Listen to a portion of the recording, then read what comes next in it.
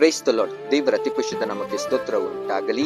ಮುಂಜಾನೆ ವೇಳೆಯಲ್ಲಿ ದೇವರು ಕೊಡುತ್ತಿರುವಂತಹ ವಾಗ್ದಾನವು 2 ತಿಮೋಥೆಯನಿಗೆ ಬರೆದ ಪತ್ರಿಕೆ 3ನೇ ಅಧ್ಯಾಯ 12ನೇ ವಚನ ಈ ರೀತಿ ಹೇಳುತ್ತೆ: ಕ್ರಿಸ್ತ ಯೇಸುವಿನಲ್ಲಿ ಸದ್ಭಕ್ತರಾಗಿ ಜೀವಿಸುವುದಕ್ಕೆ ಮನಸ್ಸು ಮಾಡುವವರೆಲ್ಲರೂ ಹಿಂಸೆಗೊಳಗಾಗುವರು ಎಂಬುದಾಗಿ ಬರೆಯಲ್ಪಟ್ಟಿದೆ. ನನ್ನ ಪ್ರೀತಿಯ ದೇವರ ಜನರೇ, ನಾವು ದೇವರ ಚಿತ್ತಕ್ಕನುಸಾರವಾಗಿ ನಾವು ದೇವರ ಚಿತ್ತದಂತೆ ನಾವು ನಡೆಯೋಣ ಎಂಬುದಾಗಿ ನಾವು ನಡೆಯುವಾಗ ಖಂಡಿತವಾಗಿ ಪ್ರತಿಯೊಬ್ಬರು ಕೂಡ ಹಿಂಸೆಗೊಳಗಾಗುತ್ತಾರೆ ಎಂಬುದಾಗಿ ದೇವರ ವಾಕ್ಯದ ಮೂಲಕ ಮಾತನಾಡುತ್ತಿದ್ದಾರೆ.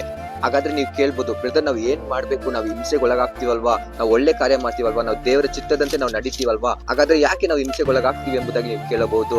ಆದ್ರೆ ದೇವರು ಈ ರೀತಿಯಾಗಿ ಮಾತನಾಡುತ್ತಿದ್ದಾರೆ.